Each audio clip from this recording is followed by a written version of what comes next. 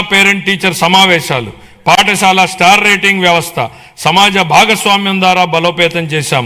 అనేక సంవత్సరాలుగా వేలాది ఉపాధ్యాయ పోస్టులు ఖాళీగా ఉండేవి.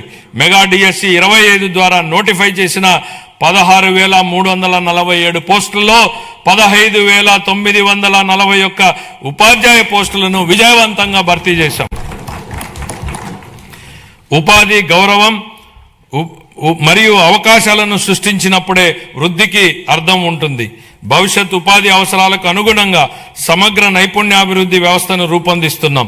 విద్యా పరిశ్రమలు మరియు అభివృద్ధి చెందుతున్న సాంకేతిక రంగాల మధ్య సమన్వయంపై దృష్టి సారించాం.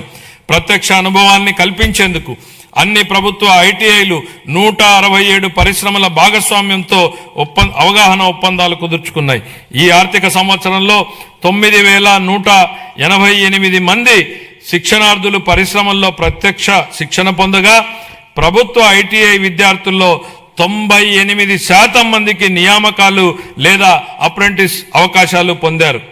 26-27 ఆర్థిక సంవత్సరానికి నేను ఈ క్రింది విధంగా కేటాయింపులను ప్రతిపాదిస్తున్నాను.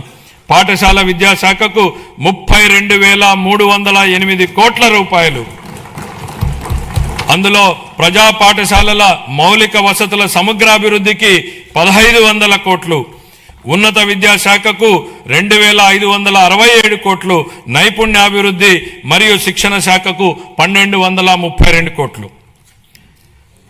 పంచాయతీరాజ్ మరియు గ్రామీణాభివృద్ధి గౌరవ ఉప ముఖ్యమంత్రి శ్రీ కె పవన్ కళ్యాణ్ గారి నాయకత్వంలో ఆంధ్రప్రదేశ్ గ్రామీణ ముఖ చిత్రం రూపాంతరం చెందుతోంది.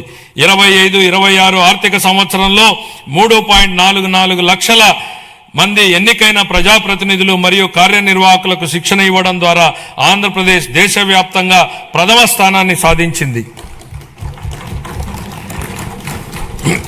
ఆగస్టు 15, 2019 నుండి 24-25 వరకు అమల్లో ఉన్న జల్ జీవన్ మిషన్ కింద గత ప్రభుత్వం మొత్తం 26,824 కోట్ల రూపాయల ప్రాజెక్టు వ్యయంలో కేంద్ర భాగస్వామ్యం లభించిన నిధుల్లో కేవలం 2,255 కోట్లను మాత్రమే వినియోగించింది. 23-24లో కేంద్రం నుండి అతి తక్కువ కేటాయింపులు వచ్చినప్పటికీ ఛత్తీస్గఢ్, జార్ఖండ్, గుజరాత్, ఒడిశా వంటి రాష్ట్రాలు ఆంధ్రప్రదేశ్ కంటే ఎక్కువగా ఖర్చు చేశాయి. మా ప్రభుత్వం ఈ పథకాన్ని పునరుద్ధరించేందుకు ముందడుగు వేసింది. మా విజ్ఞప్తిని స్వీకరించి పథకం గడువుని 28 వరకు పొడిగించిన భారత ప్రభుత్వానికి మా కృతజ్ఞతలు. దీర్ఘకాలిక స్థిరత్వ సమస్యలను పరిష్కరించడంతో పాటు 100% కవరేజీని సాధించేందుకు ఉపరితల జల ఆధారిత మల్టీ విలేజ్ స్కీమ్స్ ద్వారా ఈ కార్యక్రమాన్ని పునర్వ్యవస్థీకరించాము.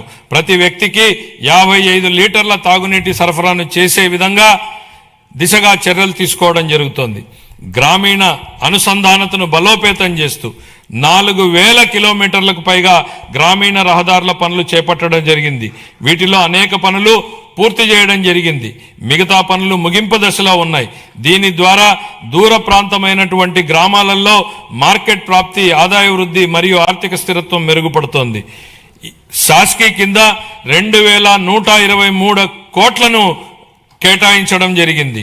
26-27 ఆర్థిక సంవత్సరానికి పంచాయతీ రాజ్ మరియు గ్రామీణాభివృద్ధి శాఖకు 22,942 కోట్లను కేటాయించారు.